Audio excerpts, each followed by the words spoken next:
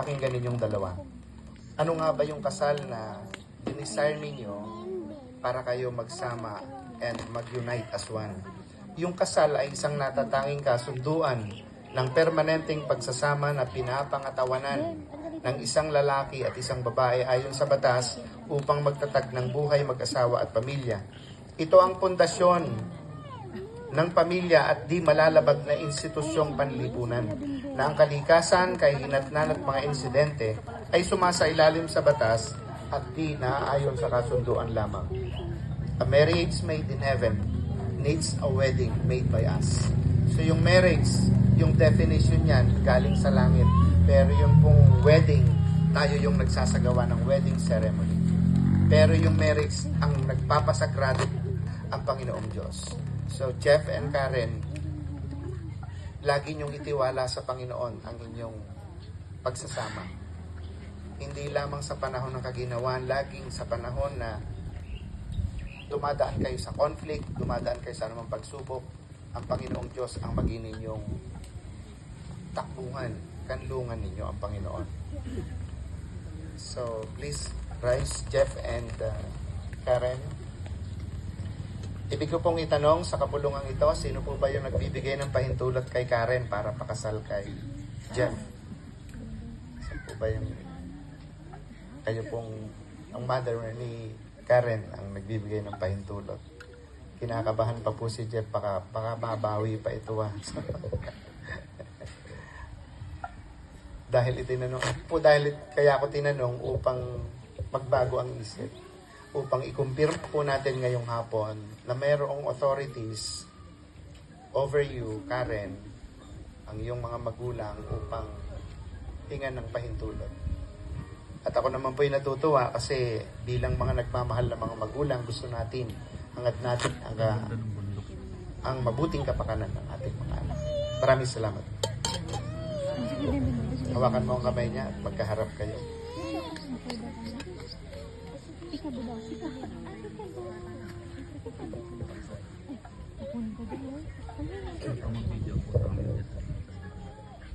Sa pangalan ng Panginoong Diyos, tinatanggap kita,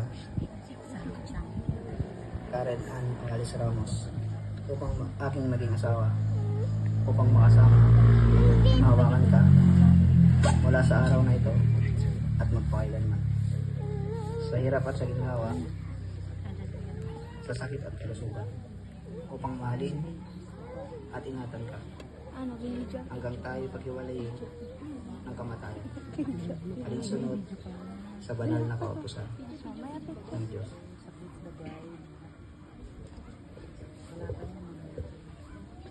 Ito ang aking taos-pusong pangako sa iyo. Palakpakan po natin si Jeff.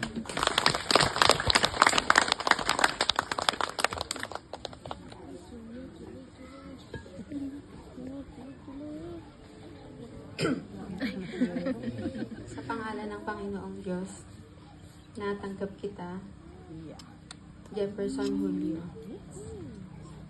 upang aking maging asawa, upang makasama at mahawakan ka mula sa araw na ito, magpakailanman.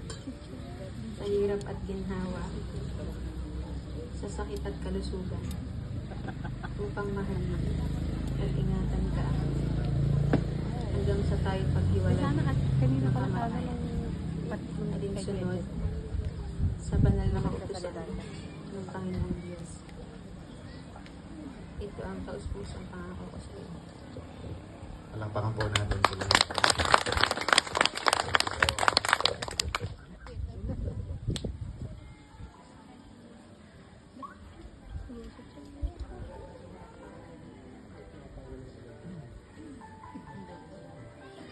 Hinangin. Ibabalik ulit.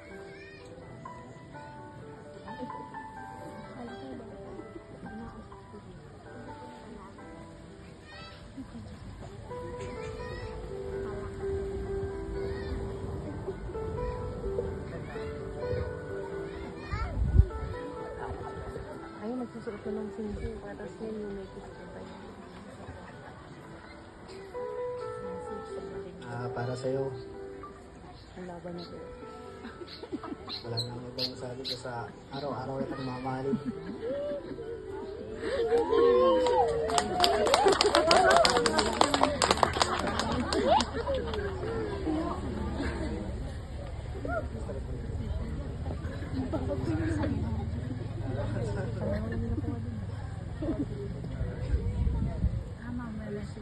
Ayusin mo. Sa aming walang tandaan mag-aaway pero di mag-iwalay.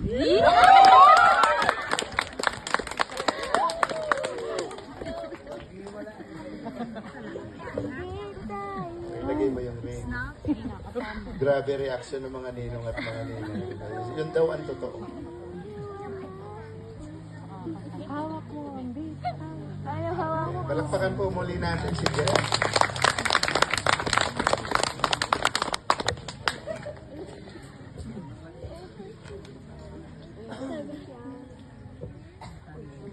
Para sa'yo pa, alam mo na yun.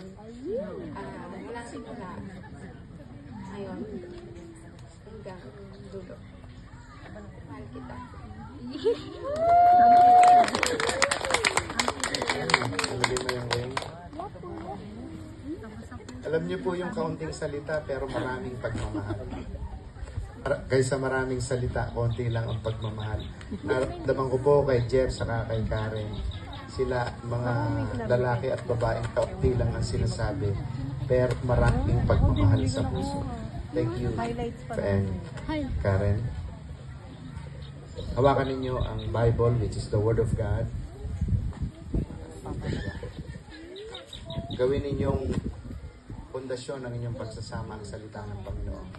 Sa mga panahong hindi kayo nagkakaunawaan, always remember the Word of God. And always learn to forgive.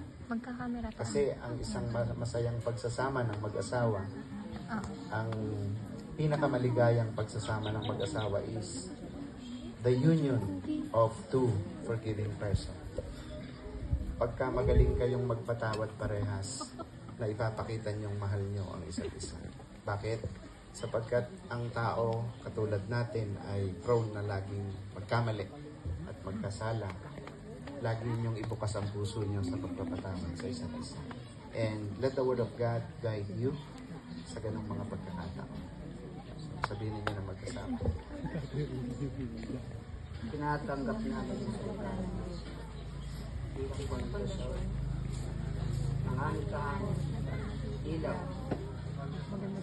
bukal ng kalakasan, pag-asa at gabay. Hindi ganun kaaming magmahal. Pwede po ba ang manyayahan ng mga ninong at mga ninang upang dito po kayo sa bandang likuran at ipapag-pray po natin si Jeff. Hawakan mo lang yung bato. Dito lang po. And may I ask you to please raise your hand para po sa prayer po sa kanila. Samahan po ninyo ako sa pananalangin. Makapangyarihang Diyos, manlilikha ng sansinukob, Panginoon at manunubos. May